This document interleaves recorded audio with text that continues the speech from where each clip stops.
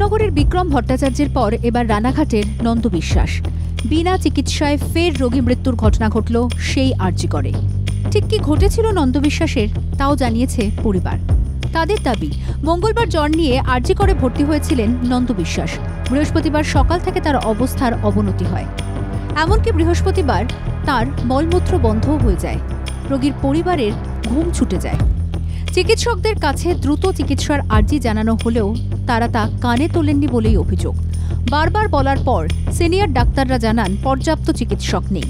স্পষ্ট হয়ে যায় জুনিয়র ডাক্তাররা কাজে যোগ না দেওয়ায় চিকিৎসায় অভাব তৈরি হচ্ছে। পর্যাপ্ত ডাক্তার না থাকায় রোগ নিরাময়ের প্রাণকেন্দ্রে এসেই প্রাণ যাচ্ছে। রাজ্যের দেওয়া তথ্য অনুযায়ী বৃহস্পতিবার পর্যন্ত 25 জনের মৃত্যু হয় বিনা চিকিৎসায়। পরিষেবা থেকে বঞ্চিত হচ্ছেন 7 লক্ষের বেশি রোগী।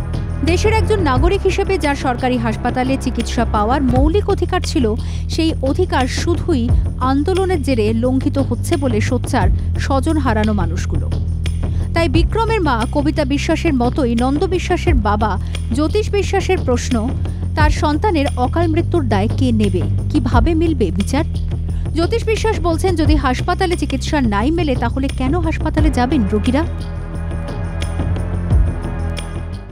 ছেলেকে মঙ্গলবারে ভর্তি করেছিলাম, জ্বর নিয়ে ভর্তি হয়েছিল মেডিসিন ডিপার্টমেন্ট। না কোনো চিকিৎসা হয়নি, ভালো চিকিৎসা হয়নি। ভালো চিকিৎসা হলে বেঁচে থাকতো। নার্সদের ডেকেছি যে আমার ছেলেকে দেখেন, নার্সরা বলছে যে ওখানে বসো, ডাক্তারবাবুকে বলেছি যখন আসবে তখন দেখানো হবে। তাহলে পেশেন্টকে রাখা হলো ভর্তি করে, আবার ট্রিটমেন্ট করা হবে না। এটা কি? এটা তো মানে পেশেন্টকে ধরে নিয়ে মেরে দেওয়া।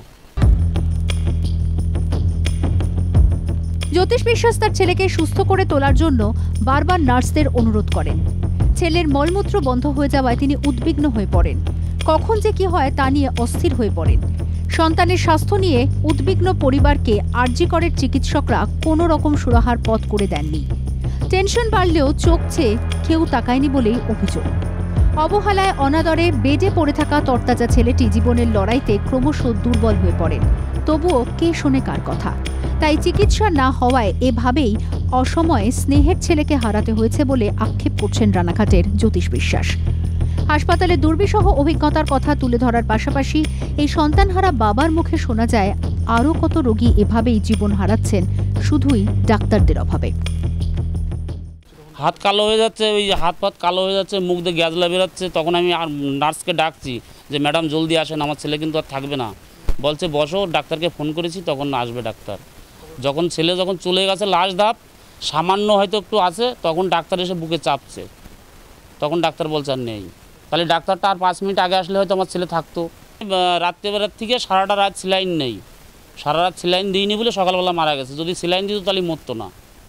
অনেক পেশেন্ট একই বিচার কি, যে আমার ছেলে যে ওয়ার্ডে ছিল সেই ওয়ার্ডের থেকে অন্তত আরও 5-7টা হাজার পেশেন্ট ওখান থেকে মারা গেছে বিনা চিকিৎসায়।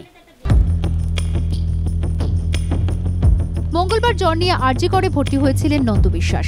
বৃহস্পতিবার সকাল থেকে অবস্থার অবনতি হয় তাঁর। এমনকি স্যালাইন দেওয়ারও কেউ ছিলেন না। এভাবে আরও কত রোগী অবহেলার অতল গহ্বরে হারিয়ে যাচ্ছেন। এবার কি একটু ভাববেন চিকিৎসকরা? রোগীরা বলছেন নির্যাতিতা চিকিৎসকের বিচারের ব্যবস্থা করা হোক, ঘাতকদের কড়া শাস্তি হোক, কিন্তু তার জন্য নিরপরাধ রোগীরা কেন মাশুল দেবেন? সমাজের কাছে যারা পুজো পান তারা কি এবার বৃহত্তর স্বার্থে অনড় অবস্থান থেকে সরে আসবেন না? স্বাস্থ্যের হাল ফেরানোর জন্য আন্দোলন চলুক, কিন্তু দয়া করে রোগীদের অবহেলা করে কর্তব্যে অবহেলা করবেন না। এই কাতর আবেদন করছেন বিক্রমের মায়ের মতন রানাঘাটের নন্দ বিশ্বাসের পরিজনরাও। নদিয়া থেকে মাধব দেবনাথের রিপোর্ট, বাংলা জাগরণ।